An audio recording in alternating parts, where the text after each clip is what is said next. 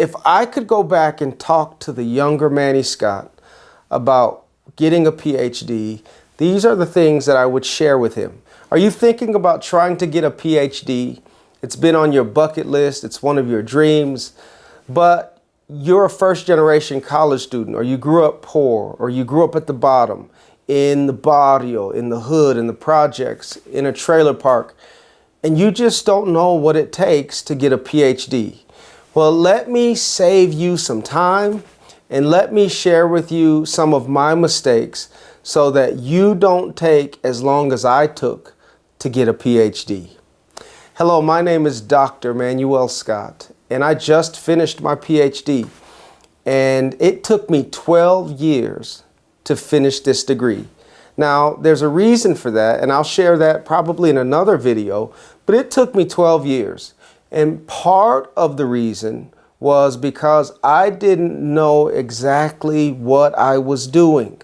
So I want to share with you several lessons that I wish I had known when I began this journey 12 years ago. So just before I answer your question, like this video, subscribe to my channel, please, and hit the notification bell because I'll be uploading videos once a week, answering questions, addressing problems, sharing stories, and teaching skills that I think can help you overcome your obstacles, help you reach more kids, or just help you grow as a person. If I could go back and talk to the younger Manny Scott about getting a PhD, these are the things that I would share with him. And so I want to talk to you like I'm talking to a younger version of me, 12 years younger. I was 12 years a slave. Man, it was rough. Getting this PhD was the hardest thing I've ever done in my life academically. Of course, I've had some personal challenges, you know, being homeless, losing my best friend, seeing some things happen at home. Those were really hard. But when it comes to school, this is the hardest. Now I understand why it's called a terminal degree. You feel like you're going to die. So let me help you, okay? First, you need to understand the process of what it's going to take to get your PhD. So to get your PhD, first, of course, you got to get into the school. I'm not talking about applying to school. I'm not talking about personal statements, master's degree, none of that. That's another video if you're interested. No, I'm assuming that once you've been accepted to the program, you need to know these things. Okay, first, you need to understand the process of getting a PhD. So first, you need to take your general courses. You take coursework. And these courses cover several topics that you're interested in. And usually you can take your courses over a period of 1 year or 2 years if you're full-time. If you're taking one class a semester like I did, it could take you 12 years. Toward the end of your coursework, you begin thinking of a topic that you might want to do research on for your dissertation. Now, they're changing that now, and they're asking students after their first year to begin thinking about a potential topic. And I should have done that too. But in general, you need to take coursework, number one. And while you're taking coursework, you need to be thinking of something that you really want to do research on, something that you're passionate about, something that will keep you going when you don't feel like going anymore. Okay? Taking general coursework will lead eventually to comprehensive exams. So several programs do it differently. My program required us to write 2 field statements. A field statement is a statement about the current state of a body of literature, a body of knowledge. And so we had to pick 2 separate topics, 2 separate subjects where there was a lot of literature on those topics, enough to do a lit review, enough to get an overview, a comprehensive understanding of what those subjects are about, what that literature says about your topic, what that literature says about the topic you have to do the field statement on. Now, programs are different, so you'll look into what your program requires, but this is what I didn't know. Comprehensive exams, it's in the word, but it didn't click for me. It did not click for me. A comprehensive exam is simply this. You have to demonstrate your ability to get to the edge of a body of knowledge and identify the gaps that are in that knowledge. Your comprehensive exams, the purpose of your comprehensive exams, usually it's written, and then once you've written and turned it in, you have to defend whatever you've turned in orally. So you go in and there's committee members there, there's other scholars, there are other scholars in the room, and you have to defend and answer questions about whatever you turned in, your field statement, your field statements. The purpose of your comprehensive exams is for you to demonstrate your ability as a scholar to get to the edge of a body of knowledge and identify the gaps that are in that knowledge, in that body of knowledge, to identify the unanswered questions. It's only after you've found those gaps, then can you propose that new research be done to find answers that will fill in those gaps. I didn't know that. Now, I had to do that for 2 separate subjects. You identify a body of literature. You get a reading list of the most recent, most relevant, peer-reviewed articles and books that have been written on this topic.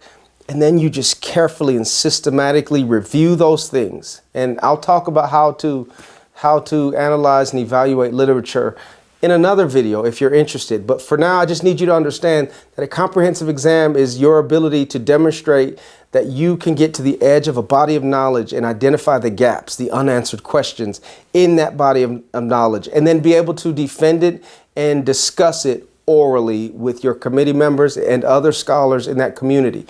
And once you have demonstrated that you can do that, you are then cleared to begin. You've demonstrated that you have the skill set of a scholar, that you can now go conduct your own original research, kind of. So the next step is you need to write a dissertation proposal. So based on everything you've read, based on all of your research, all of the things that you're interested in, you then do a literature review, getting to the edge of a body of knowledge, identifying the gaps, and then you are proposing new research to fill those gaps. And you're proposing that your research is going to answer those questions.